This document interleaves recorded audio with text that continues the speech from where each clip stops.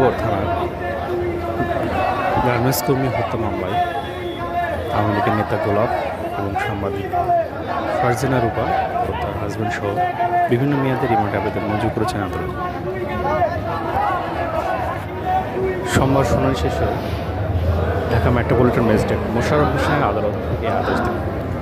আদালত সূত্রে জানা গেছে, গোলাপের 10 দিনের সাথে শাকিল এবং রূপা 4 দিনের রিমান্ড আবেদন মঞ্জুর করেছেন।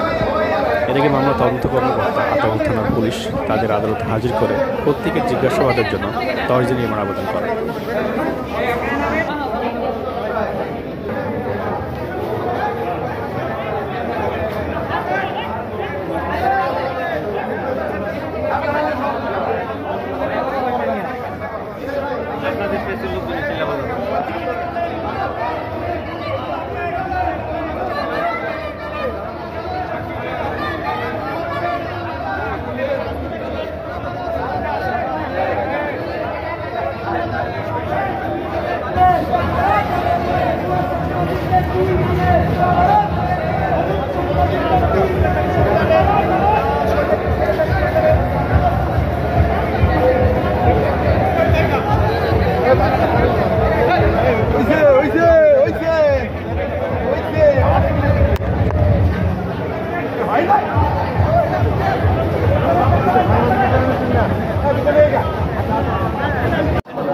ওর মা আসে না কেন?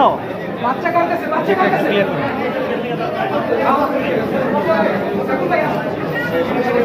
ভাই, তুই সামনে থেকে সরে যাবে। ভাই ভাই একটা পাশে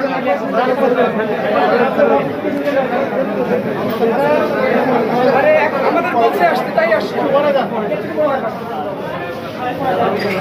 আল্লাহ